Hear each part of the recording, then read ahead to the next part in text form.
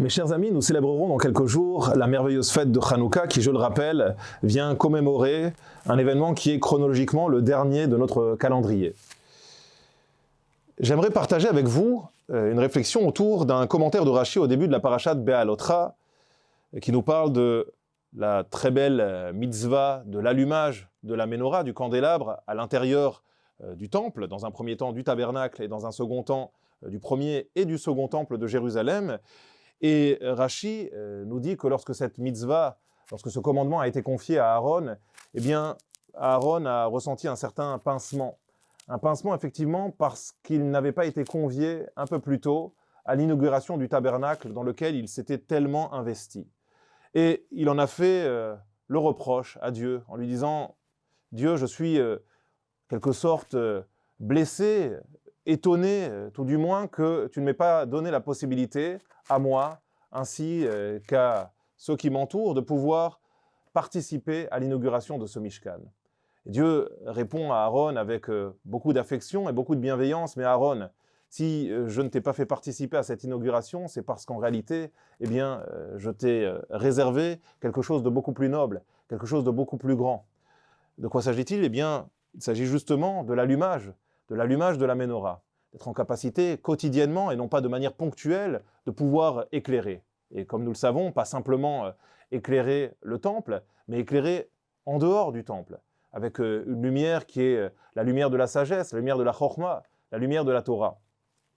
Le Ramban, lui, voit au travers de cet allumage, un allumage qui dépasse de très très loin le cadre du temple. Effectivement, le Ramban nous dit que la consolation qui est apportée ici à Aaron ne l'est pas au travers de l'allumage des bougies du candélabre, de la menorah qui se trouve à l'intérieur du temple, mais de l'allumage des bougies de Hanouka. Effectivement, c'est cette dimension éternelle qui est venue apporter une consolation à Aaron. Le fait de savoir que lui et ses enfants allaient être en capacité d'insuffler au sein du peuple juif une énergie, une force leur permettant de surmonter toutes les difficultés qui allaient se mettre au travers de leur chemin durant les années qui suivraient la destruction du second temple de Jérusalem.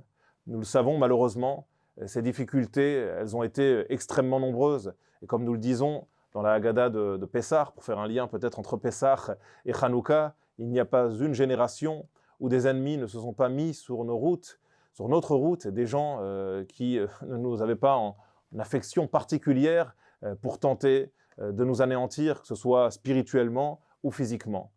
Mais avec l'aide d'Akadosh Baruch Hu, bien sûr, et avec cette petite lumière qui brille à l'intérieur de chacun et chacune d'entre nous, et nous avons trouvé les ressources de pouvoir surmonter ces épreuves, les ressources de bâtir, les ressources de reconstruire en repartant, malheureusement, parfois de zéro.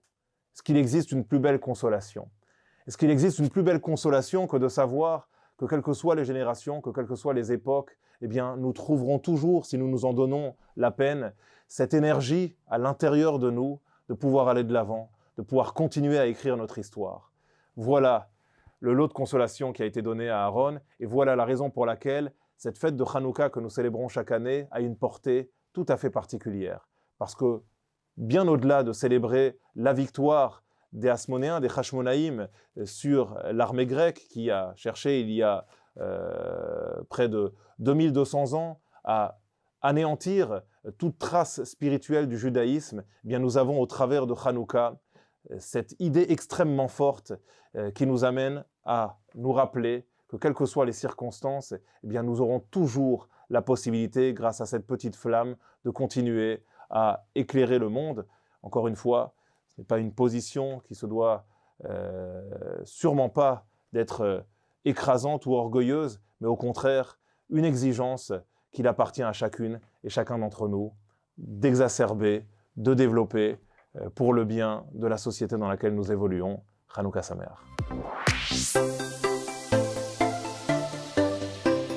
La fête de Hanouka porte ce nom, Hanouka, parce que ce nom signifie inauguration. Il s'agit d'une inauguration du Beth Amikdash, du temple, quand les prêtres Hashmonaïm, les Hasmonéens, sont rentrés dans le temple après que les Grecs l'aient souillé pour en faire une réinauguration, pour remettre en place la avoda, c'est-à-dire le service divin qui avait cours.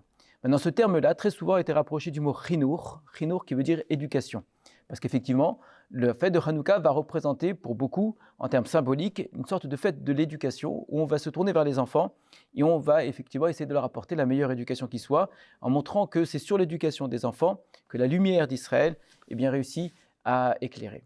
Alors, à ce sujet-là, je voulais apporter une petite histoire qui est racontée dans le Talmud, une petite histoire, mais en vérité, qui est extrêmement importante, on pourrait presque dire, c'est une révolution dans l'histoire du peuple d'Israël, puisque c'est d'après cette histoire-là que la Torah a continué à exister à travers le monde. La Gemara raconte la chose suivante. On est dans la Gemara de Baba Batra, elle dit la chose suivante. Rav Yehuda Amar Rav, Rav Yehuda dit au nom de Rav, qu'il faut se rappeler en bien d'un homme qui s'appelait Yoshua ben Gamla. Yoshua ben Gamla, c'était un prêtre de l'époque du deuxième Beth Amikdash, à la fin de l'époque du deuxième Beth Amikdash. Chez Ilmalehu, car s'il n'y avait pas eu cet homme-là, Nishtakar Torah Israël, la Torah aurait été abandonnée, aurait été oubliée du peuple d'Israël. Donc il s'agit de quelque chose d'extrêmement important. Sans cet homme-là, il n'y aurait plus eu de Torah. Vous imaginez bien ce que ça peut signifier. Pourquoi? Qu'a-t-il fait? Chez Betrila, car au départ, Misheyesh lo av melamdo Torah. Pendant très longtemps, donc ça a duré des millénaires, celui qui avait un père, le père lui enseignait la Torah. Mishéen lo av, lo haya lamed Torah. Celui qui n'avait pas de père, eh bien n'étudiait pas la Torah, parce qu'il n'y avait pas son père pour lui enseigner la Torah. Et donc, d'où est-ce que venait cette idée qu'il fallait obligatoirement que ce soit le père qui enseigne? Qu'est-ce qu'on avait? On avait étudié en fait le verset de la Torah qu'on lit tous dans le schéma. Il écrit Velimadetem otam, et vous enseignerez la Torah à vos enfants. Il y avait un jeu de mots avec le mot otam qu'on peut lire atem. C'est vous-même qui enseignerez à vos enfants. Donc vous et pas quelqu'un d'autre. Donc il y a une obligation pour le père spécifiquement d'enseigner la Torah à son fils. Et les gens s'en étaient tenus à cette seule interprétation. Et à partir de là, donc, celui qui avait un père, eh bien, avait la chance de pouvoir étudier la Torah. Celui qui n'en avait pas, n'étudiait pas. Jusqu'à ce qu'on ait institué l'obligation qu'il y ait des enseignants, mais uniquement à Jérusalem. Pourquoi à Jérusalem? Parce qu'il y a un autre verset qui dit qu'Imitzion tet Torah, la Torah vient de Tzion. Donc en plus de l'enseignement du Père, il y a une Torah qui vient de Tzion. Tzion, c'est Jérusalem. Et donc ceux qui avaient la possibilité d'aller à Jérusalem, donc leur père pouvait les amener à Jérusalem, avaient cette chance de pouvoir étudier la Torah. Ceux qui n'avaient pas cette possibilité-là, eh bien, ne pouvaient pas le faire, tout simplement. Jusqu'à ce qu'on ait apporté donc, un nouveau niveau d'institution scolaire, d'une certaine façon. Et donc, qu'est-ce que l'on a fait? On a institué qu'effectivement, il y ait un maître qui commence à enseigner la Torah dans toutes les grandes régions d'Israël. Mais là encore, c'était insuffisant. Et c'est là que Yoshua ben Gamla va arriver et va instituer que dans chaque ville, il y ait une obligation, d'abord une école. Et donc on a probablement ici la trace la plus ancienne de l'obligation d'instruction publique. Donc c'est vraiment dans l'histoire de l'humanité, le premier cas d'obligation d'enseigner la Torah, donc d'enseigner tout simplement à tous les enfants, apparaît dans notre texte. Donc c'est un très beau texte, très fort, qui montre qu'il y a une obligation pour la société d'éduquer les enfants. Parce qu'évidemment, la Torah qu'on enseignait, ce n'était pas juste la Torah, c'était déjà apprendre à lire, etc., qui faisait qu'on avait un minimum d'éducation, et c'était une obligation pour tout un chacun. Pourquoi ce texte est important? Parce qu'il montre qu'en vérité, cette façon d'enseigner, qui est extraordinaire, qui est très importante, on l'a dit, c'est une avancée historique considérable, qui est bien en avance sur un très grand nombre de sociétés, qui est valable jusqu'à aujourd'hui, et bien malgré tout est présentée comme quelque chose qui est secondaire, que normalement, ce n'est pas comme ça qu'il aurait fallu faire. Normalement, c'est au père d'enseigner la Torah. Et que si ça n'est pas le père, alors, etc., etc.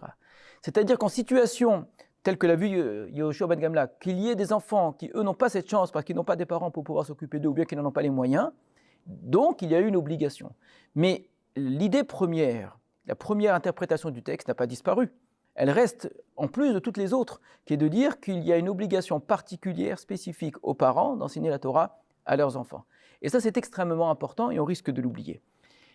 Cette idée-là d'une Torah qui passe aux enfants, de leur part, de leurs parents, change beaucoup à la façon d'enseigner et d'éduquer nos enfants.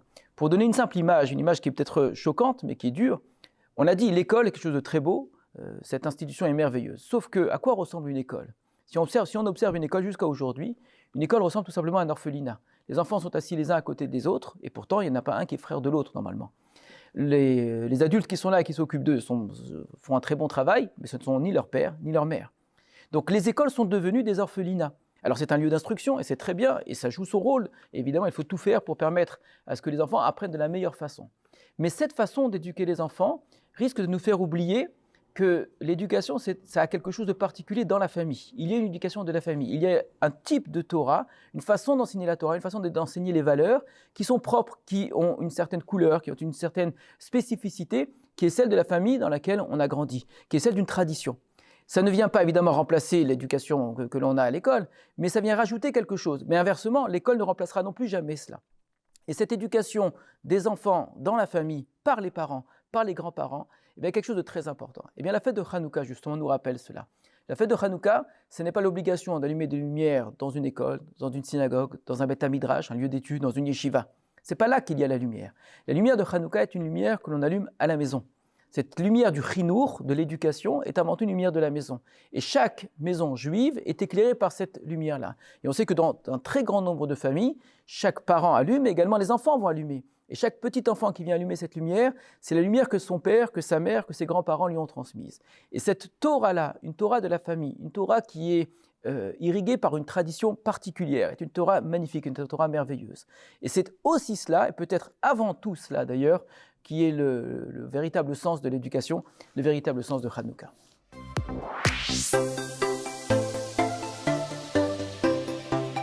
Boker Tov, chères auditrices, chers auditeurs, on se retrouve avec plaisir autour de la fête de Hanouka pour rappeler quelques halachot, quelques lois pratiques concernant cette magnifique fête qui se présente à nous.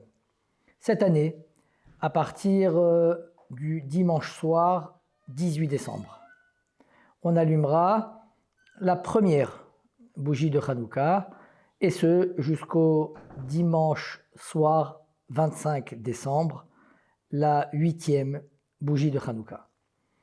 Allumer les bougies de Hanouka, les néroth de Hanouka, est une mitzvah très importante, puisqu'elle a pour vocation de diffuser le miracle. Ce type de mitzvot qui ont cette mission particulière, cette vocation particulière de diffuser le miracle, ce que l'on appelle Pirsoumanes, une personne doit tout mettre en œuvre pour pouvoir la réaliser. Cette mitzvah peut se réaliser soit en utilisant des bougies, soit en utilisant de l'huile d'olive. Il y a à Hidur Mitzvah une préférence à utiliser de l'huile d'olive puisque cela rappelle le miracle de la fiole d'huile. Rappelons-le, nous allumons ces fameuses bougies de Hanouka pour rappeler ce magnifique miracle lorsque les Hashmonaïm, les Asmonéens, ont vaincu les Grecs de cette époque qui avaient rendu impures toutes les huiles. On ne pouvait plus faire le service dans le Beth Amikdash et on ne pouvait plus allumer cette fameuse menorah. Après des recherches, nous avons trouvé une seule petite fiole d'huile pour pouvoir allumer la menorah. Miraculeusement, cette fiole d'huile a brûlé pendant 8 jours.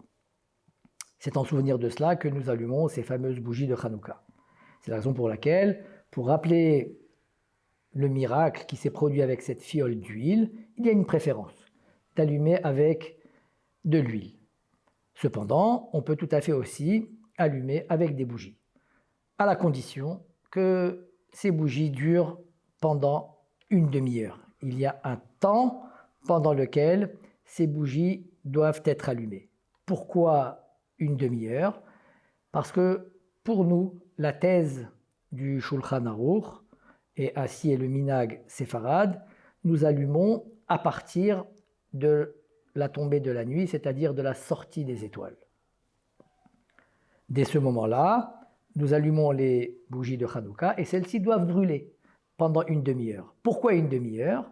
Parce qu'à l'époque, les gens travaillaient à l'extérieur. Quand la nuit tombait, c'était le moment où les gens rentraient chez eux. Et là, ils voyaient autour d'eux que l'on allumait les néroth Hanouka, et donc il y avait la diffusion du miracle qui se faisait. Toujours d'après le minhag séfarade, nous allumons une seule Hanoukia pour l'ensemble de la famille. Nous allumons à partir de la sortie des étoiles une seule Hanoukia pour l'ensemble de la famille. D'après la thèse des Ashkenazim, ils allument, eux, depuis le coucher du soleil. Pas la tombée de la nuit, la sortie des étoiles, mais le coucher du soleil. Cette année, le 18 décembre, la tombée de la nuit est à 17h18. Pour la thèse des séfarades, on allume à partir de 17h18. Pour les Ashkenazim, dès le coucher du soleil, à partir de 16h37. Comme pour le minhag séfarade, nous allumons à partir de la tombée de la nuit de la sortie des étoiles, qui correspond au même moment que l'office de Harvit, puisqu'il tombe au même moment. On donne préséance à l'office de Harvit, puisque c'est une mitzvah qui est plus courante, qui est plus habituelle que celle d'allumer les néroth de Hanouka. Pour la thèse des Ashkenazim, comme ça n'est pas au même moment, ils allumeront d'abord les néroth Hanouka et ensuite ils feront l'office de Harvit. Le vendredi après-midi, pour tout le monde, nous devons allumer avant le coucher du soleil. Donc même pour les séfarades, il va falloir allumer avant le coucher du soleil. On allumera avant que nos épouses n'allument les néroth de Shabbat. Parce que si on allume les néroth de Shabbat, on fait rentrer Shabbat, donc on ne peut plus allumer les néroth de Hanouka. Donc on allumera d'abord les néroth de Hanouka, et ensuite nos épouses allumeront les néroth de Shabbat. Il y a une particularité au vendredi, c'est que comme ces bougies doivent rester allumées une demi-heure après la tombée de la nuit, il nous faut plus d'huile, ou de plus grandes bougies, ou de bougies qui durent près d'une heure le vendredi, pour qu'elles puissent encore continuer à brûler après la tombée de la nuit pendant une demi-heure. Rappelons-le, cette nécessité d'avoir des bougies qui durent si longtemps, c'est que quand il fait nuit et que les gens rentrent chez eux, ils voient autour d'eux ces bougies qui sont allumées, et à ce moment-là, ça diffuse le miracle. Proprement dit, de quelle manière allume-t-on cette fameuse Chanoukia? Alors pour cela, j'ai une magnifique Chanoukia à ma droite et une autre à ma gauche que vous ne voyez pas, mais celle à droite vous la voyez, et je vais vous montrer la façon pratique, comment nous allumons ces fameux néroth Hanouka. Alors, la menorah est devant moi. Avant d'allumer les bougies de Hanouka, le premier soir de Hanouka, donc dimanche 18 décembre, à la tombée de la nuit ou à partir du coucher du soleil, chaque responsable, père de famille, comme on le verra, ça peut être aussi la maman qui peut allumer les néroth Hanouka, se tiendra devant la Hanoukia et dira 3 bénédictions le premier soir. Les Hadlik Ner Hanouka, She'asa Nissim La'avotenu Bayamim Haem Bazemanazé, et le premier soir, nous disons la bénédiction de She'echianu.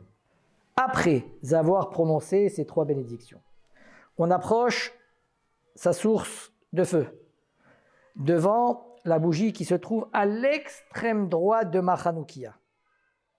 Et on allume, après avoir prononcé ces bénédictions, on allume cette première bougie le premier jour qui est à l'extrême droite de la Hanoukia.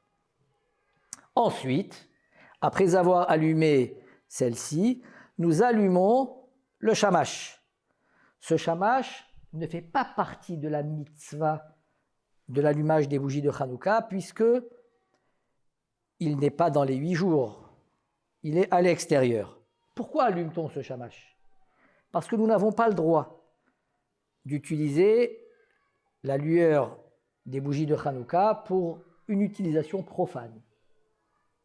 C'est quelque chose qui rappelle un miracle, qui diffuse un miracle, qui permet de nous inspirer d'une manière spirituelle de voir les choses et les appréhender, mais on ne peut pas utiliser ces bougies pour une utilisation profane. C'est la raison pour laquelle nous allumons, après avoir allumé cette première bougie, nous allumons ce shamash, qui est une bougie chol, qui est une bougie qui ne fait pas partie de la mitzvah, le cas où nous aurions besoin éventuellement de nous éclairer pour une utilisation profane, nous utilisons alors la lueur du shamash. Pourquoi il est important de dire cela? Parce que quand on dit la bénédiction, la première bougie que l'on allume ne peut pas être celle du shamash après les bénédictions, puisque celle-ci ne fait pas partie de la mitzvah. Donc nous allumons toujours celle de la mitzvah qui est à l'extrême droite. Le deuxième jour, nous disons 2 bénédictions, pas 3. Parce que la bracha de Shechianu ne se dit que le premier jour, au premier moment où nous allumons les bougies de Hanouka. Comment allume-t-on le deuxième jour? On se décale vers la gauche, puisque c'est celle-là la bougie du nouveau jour, du deuxième jour. On l'allume d'abord, ensuite on allume celle du premier jour, et ensuite on allume ce fameux shamash. Et ainsi de suite. Le troisième jour, on prononce d'abord les 2 bénédictions, on allume celle qui est plus à gauche, qui est celle du jour en question, celle d'hier, celle d'avant-hier, et ensuite le shamash. Voilà l'ordre dans lequel doit se réaliser cette fameuse mitzvah de l'allumage des bougies de Hanouka. Où doit être posée cette fameuse Hanoukia? Qui habite par exemple en étage? Qui a des fenêtres qui donnent vers l'extérieur? Qui habite au premier étage? Qui, entre le sol et la fenêtre, il n'y a pas plus de 10 mètres de hauteur, peut et doit mettre sa Hanoukia à la fenêtre, de manière à ce que les passants puissent voir quand ils passent. On considère que si c'est beaucoup trop haut, alors personne ne voit. À ce titre-là, on pourra allumer, si on habite très en hauteur, on pourra allumer dans notre salle à manger. Et donc la diffusion du miracle se fera autour de la famille. Comme dit, il convient d'allumer ces bougies de Hanouka à l'heure. Pour la thèse des Séfaradim, à la tombée de la nuit, 17h18, 17h19, ou pour la thèse des Ashkenazim, déjà dès le coucher du soleil, 16h37, 38. Ce n'est pas des horaires évidents. Pas tout le monde ne se trouve disponible à ce moment-là. Ceci dit, la halakha considère que c'est le moment optimal pour allumer les bougies de Hanouka. Cependant, qui rentre tard du travail, qui n'est pas disponible à ce moment-là, a toute la nuit pour allumer les néroth Hanouka avec la bénédiction, tant qu'il y a des personnes autour de nous qui sont réveillées. C'est dire qu'on peut accomplir cette mitzvah depuis le coucher du soleil, la tombée de la nuit, jusqu'à l'aube. Aujourd'hui, c'est très tard, c'est à 6h30 du matin, on a toute la nuit entière. S'il y a des personnes qui sont réveillées autour de nous, grâce auxquelles on peut diffuser le miracle, à ce moment-là, on allumera les néroth de Hanouka à minuit, 1h du matin, 2h du matin, quand on est disponible, avec la bénédiction. Un mari qui est en déplacement peut nommer son épouse pour allumer les néroth Hanouka, puisque c'est une mitzvah qui doit se réaliser dans l'appartement, là où l'on habite, là où l'on vit. La femme, elle, qui investit l'appartement, qui est l'épouse de son mari, peut acquitter son mari, puisque dans cette maison seront allumés les néroth Hanouka. Donc voilà un petit aperçu de cette manière, de l'importance de cette mitzvah, qui est celle de diffuser le miracle, d'avoir des bougies ou de l'huile en quantité assez suffisante, d'une demi-heure. Quels sont les horaires à partir desquels on doit allumer les néroth Hanouka? D'après la thèse des séfarades, à partir de la tombée de la nuit, d'après la thèse des Ashkénazes, à partir du coucher du soleil, mais tout cela, c'est, comme dit, optimal. Nous avons toute la nuit, pour toutes les thèses, d'allumer les néroth Hanouka. Le vendredi avant Shabbat, il faut avoir une quantité d'huile plus grande, des bougies qui peuvent durer 1 heure, puisqu'elles doivent couvrir depuis le coucher du soleil jusqu'à la tombée de la nuit et une demi-heure encore après. Pour la thèse des séfarades, une Hanoukia suffit pour l'ensemble de la famille. Pour les Ashkenazim, ils ont l'habitude que chaque garçon, bar mitzvah, allume sa propre Hanoukia. Dans certains endroits, même des filles, bat mitzvah, dans le minhag ashkénaze, allument leur propre Hanoukia. Donc on peut se retrouver dans une même maison avec plusieurs Hanoukiot. Il est bien de placer sa Hanoukia, si on n'est pas trop en hauteur, côté fenêtre, côté rue, de manière à ce que ça puisse être vu de l'extérieur. Si toutefois on est trop en hauteur ou qu'on n'a pas de fenêtre qui donne sur l'extérieur, eh ben, la diffusion du miracle se fera autour de la famille. Voilà, je vous souhaite que dans tous vos foyers, ces merveilleuses bougies de Hanouka illuminent vos foyers, que vous bénéficiez de cette lueur magnifique avec laquelle vous cristalliserez vos regards vers un extérieur avec une dimension plus spirituelle et plus intérieure. Hanouka Sameach et à très bientôt.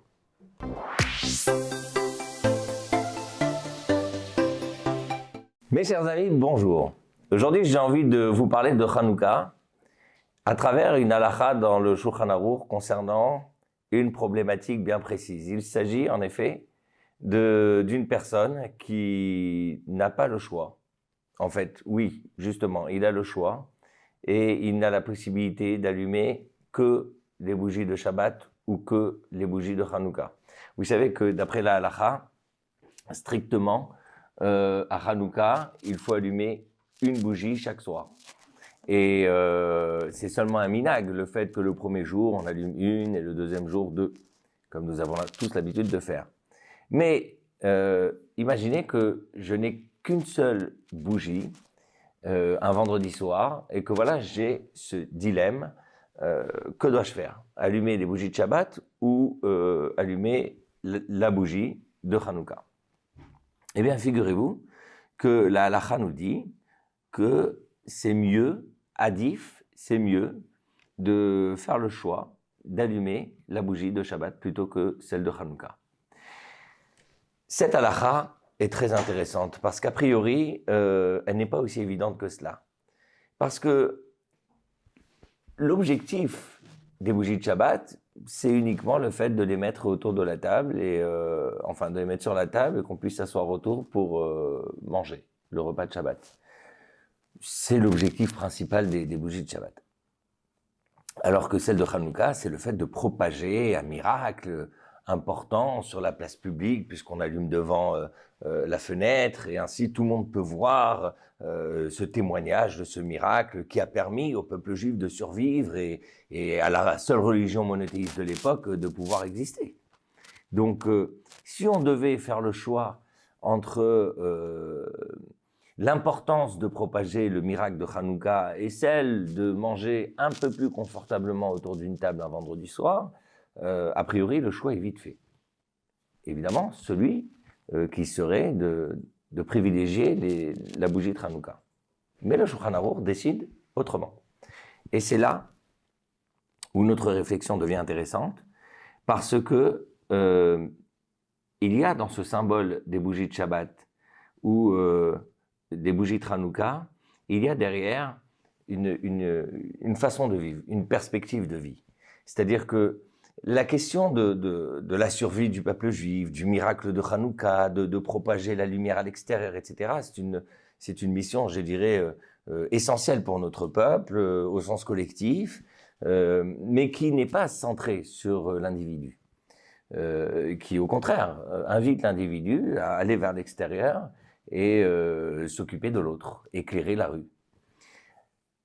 Alors que celle de Shabbat, la bougie de Shabbat, derrière se cache la question de l'harmonie au sein du foyer, le fait de vivre un peu plus confortablement dans l'objectif de faire en sorte que le couple, que la famille se retrouve dans une ambiance plus chaleureuse.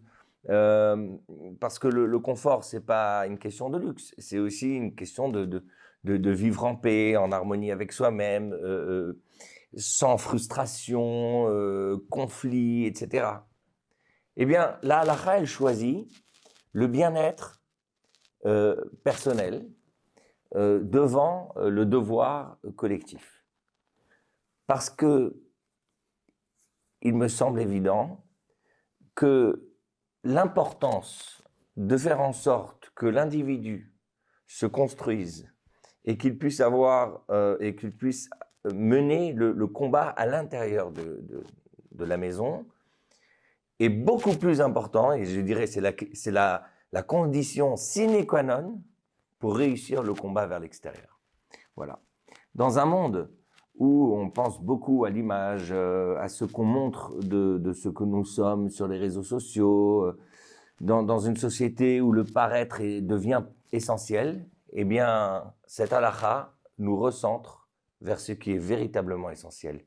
L'essentiel, ce n'est pas ce que nous montrons de nous.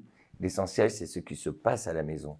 C'est comment nous sommes capables d'investir du temps, comment nous sommes capables d'investir des moyens pour faire en sorte que notre famille, les conjoints et conjointes, les enfants, les parents, etc., la sphère familiale, comment est-ce qu'elle peut vivre et s'épanouir paisiblement je dirais, dans la paix, dans la joie, dans la gaieté. C'est l'essentiel et sans doute le plus difficile des combats de notre époque. Hanouka est là pour nous le rappeler. Alors mes chers amis, si parfois ça vous arrive de penser ou de privilégier le combat à l'extérieur plutôt que celui à l'intérieur, rappelez-vous de cette halakha dans Shulchan Aruch. D'abord les bougies de Shabbat, après celles de Hanouka. Pour autant, je vous souhaite un joyeux Hanouka.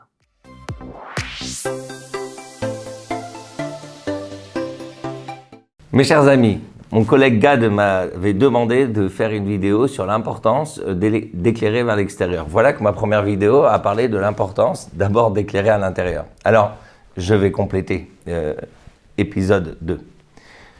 Hanouka, c'est la seule fête de l'année où il y a un devoir d'éclairer à l'extérieur. Vous vous rendez compte? Toutes les mitzvot de la Torah, quasiment, il faut les faire soit à la maison, soit à la synagogue. Très peu de mitzvot on fait à la synagogue, à vrai dire. La plupart des mitzvot sont à la maison.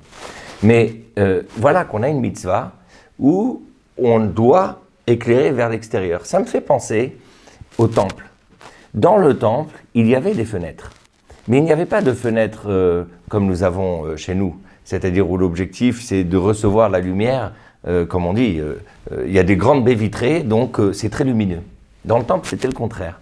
On avait des fenêtres qui s'ouvraient, mais comme des phares, c'est-à-dire étroits à l'intérieur et larges à l'extérieur, pour expliquer que la lumière doit venir d'abord de l'intérieur pour éclairer vers l'extérieur. Voilà ce qu'est Hanouka. Hanouka nous enseigne, construisez-vous et éclairez vers l'extérieur. Il ne s'agit pas d'être un égoïste et de garder cette lumière pour soi. Il faut absolument éclairer vers l'extérieur. Et il y a quelque chose de très spécial dans la lumière. C'est que d'abord la lumière se partage. Et la deuxième chose, c'est que la lumière a cette capacité de chasser l'obscurité. N'oubliez jamais, quand vous voyez l'obscurité, on a souvent tendance à vouloir la chasser. Mais à vouloir la chasser avec des balais, avec des idées, avec des combats contre une forme d'obscurité. Vous savez, beaucoup de gens aiment les combats contre, la lutte contre, vous trouverez toutes sortes de choses. Antisémitisme, antisionisme, racisme, etc. Il y a énormément de combats importants dans la vie. Hanouka nous apprend que pour vaincre l'obscurité, il faut allumer un peu de lumière. Comme le roi Salomon a dit, Me'at or doche arbe chocher. Un peu de lumière chasse beaucoup d'obscurité. Prenez l'exemple de Hanouka et lancez-vous dans un combat pour quelque chose.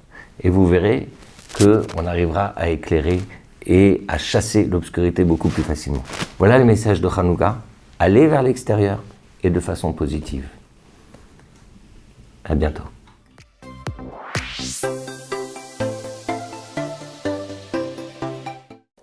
Le chiffre 1 est magnifique, je l'adore. Echad mi yodea, Echad ani yodea.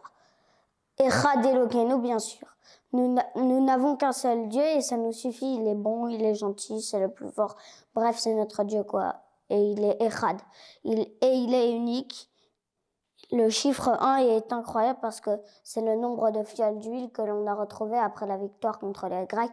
Le chiffre 1 est magnifique parce que dès le premier jour de Hanouka, on a compris que quelque chose de spécial était en train de se passer. Puisque l'huile de la menorah n'avait pas bougé alors qu'elle aurait dû se consumer. D'ailleurs, dans cette menorah, les 6 bougies étaient toutes tournées vers la seule et unique lumière centrale. Décidément, le chiffre 1 n'a pas fini de nous dévoiler ses secrets. Alors, savourez votre premier béni, savourez votre premier jour de fête et à demain.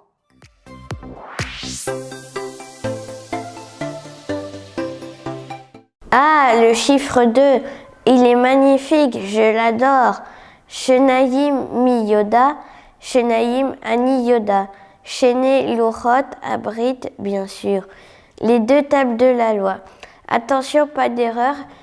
Il n'y a pas 2 dieux, il n'y en a qu'un seul. Les 2 tables de la loi contiennent en tout 10 des commandements. Hachem aurait pu en faire un seul, un peu plus grand, avec les 10. Pourquoi les partager en 2 tables de 5 commandements? En fait, il fallait que l'on comprenne qu'il y a 2 types d'actions. Celle qui concerne l'homme et Hachem, et celle qui concerne l'homme et son prochain. À part ça, on allume 2 bougies à l'entrée du Shabbat. Les hommes portent 2 paires de téphilines. Il y a eu 2 Beth Amikdash. On a 2 yeux, 2 oreilles, 2 narines, 2 bras, 2 jambes. Mais quand on y réfléchit, on n'a qu'une seule bouche. Comme ça, comment ça se fait? Surtout qu'avec la même bouche, on peut dire des bêtises et quelques minutes après, faire une prière à Hachem. C'est un peu honteux, vous ne trouvez pas? En fait, si on avait 2 bouches, on aurait sûrement dit 2 fois plus de bêtises, alors qu'avec une seule bouche, on essaie de réparer les bêtises qu'on a dites. Décidément, le chiffre 2 n'a pas fini de nous dévoiler ses secrets. Alors savourez votre 2e beignet, savourez votre 2e jour de fête et à demain.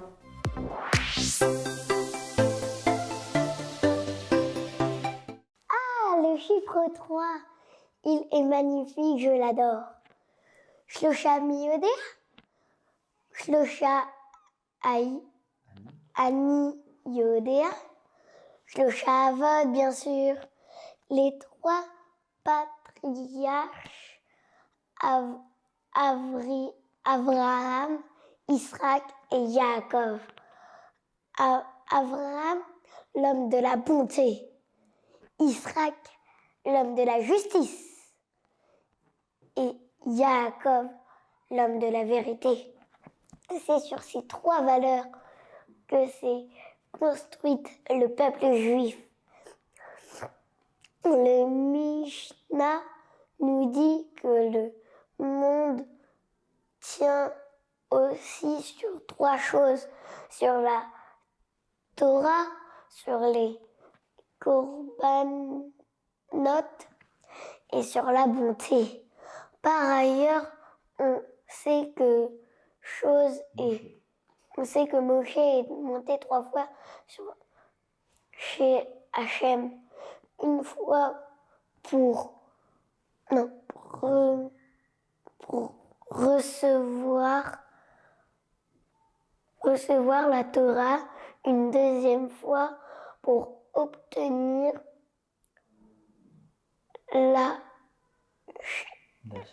d'Hachem le pardon pour la faute du verre d'eau.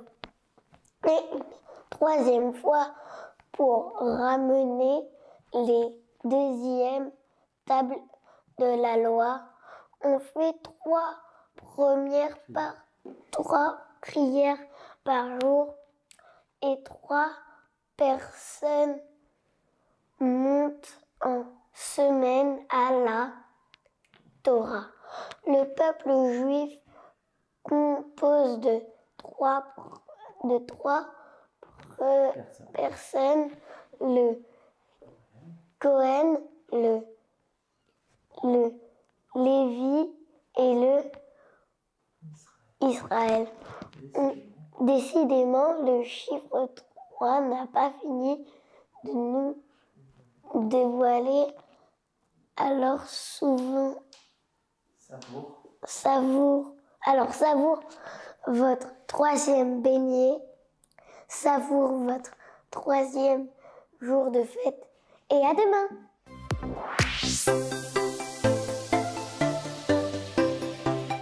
Ah, le chiffre 4, il est magnifique, je l'adore. Arba, miodea, arba, miodea, arba, Imaat, bien sûr, nos 4 mères. La première, c'est Sarah, la femme de Abraham, qui était, selon Hachem, une plus grande Névia que lui. La deuxième, c'est Rivka, la femme de Yitzhak. Alors elle savait exactement ce qu'elle voulait, tellement qu'elle aidait son fils à tromper son père. Aujourd'hui, on sait très bien qu'elle a très bien fait. Rachel et Léa sont les femmes de Yaakov. Elles ont donné naissance à 12 fils. Ah, l'histoire est un peu folle. Ces 12 fils sont les pères de tous les peuples juifs. Le chiffre 4, c'est aussi le nombre de prières que l'on fait Shabbat. Rosh Chodesh et les jours de Yom Tov. À Sukkot, on doit prendre 4 espèces avec lesquelles on tourne autour de la Torah. C'est aussi le nombre de parchemins que l'on met dans les Téphilim. 4, c'est le nombre de personnes qui montent à la Torah le jour de Rosh Chodesh. Enfin, 4, c'est le nombre d'ustensiles qu'il y a dans la tente de rendez-vous, le Aaron, la Menorah, le Shulchan et le Mizbeach Hazav. Décidément, le chiffre 4 n'a pas fini de nous dévoiler ses secrets, alors savourez votre 4e beignet, savourez votre 4e jour de fête et à demain.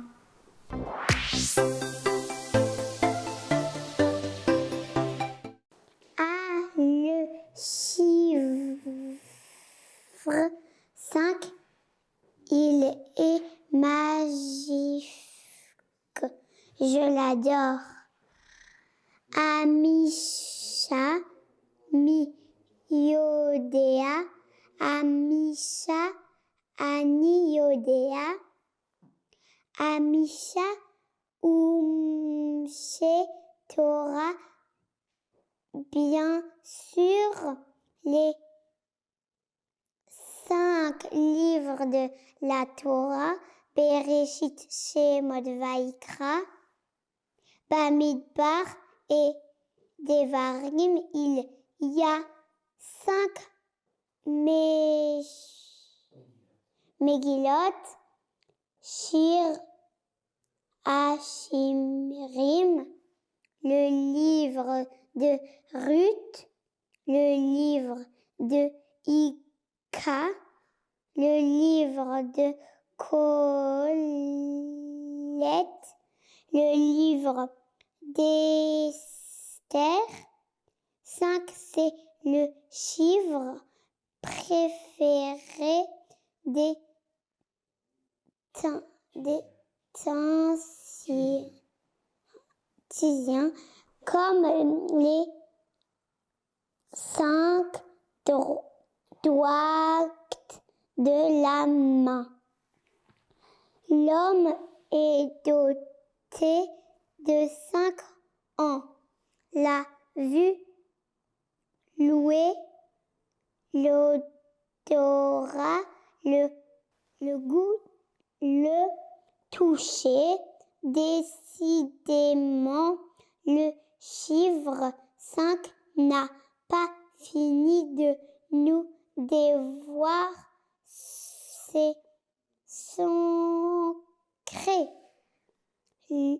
Alors, savourez votre 5e beignet, savourez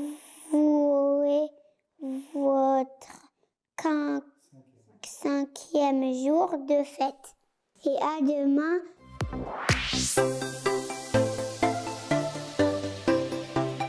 Ah, le chiffre 6, il est magnifique, je l'adore. Shisha Miyodea, Shisha Ani Yodea, Shisha Sidri Mishnah. Bien sûr, la Torah orale a été partagée en 6 parties que l'on appelle la Mishnah. Le chiffre 6 nous fait penser aux 6 extrémités de l'étoile de David. C'est au 6e jour que Hachem a créé l'homme. C'est 6 jours que Hachem a créé le monde. C'est aussi le 6 du mois de Sivan que le peuple juif a reçu la Torah. 6 personnes montent à la Torah le jour de Kippour. Léa a eu avec Yaakov 6 garçons et une fille. La Hanoukia est belle, il ne reste que 2 jours. Décidément, le chiffre 6 n'a pas fini de nous dévoiler ses secrets. Alors savourez votre 6e beignet, savourez votre 6e jour de fête et à demain.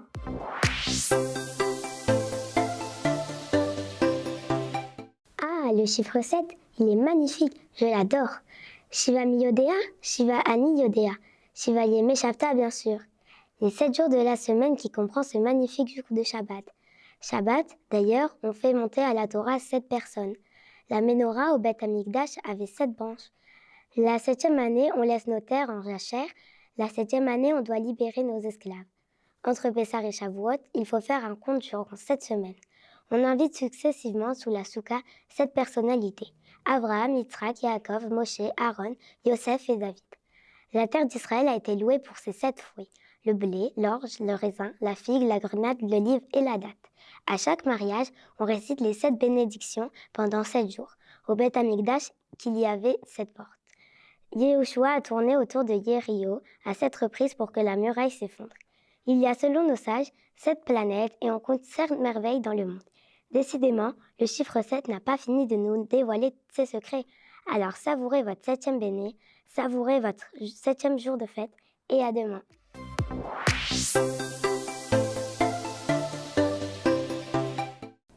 Ah, le chiffre 8, il est magnifique.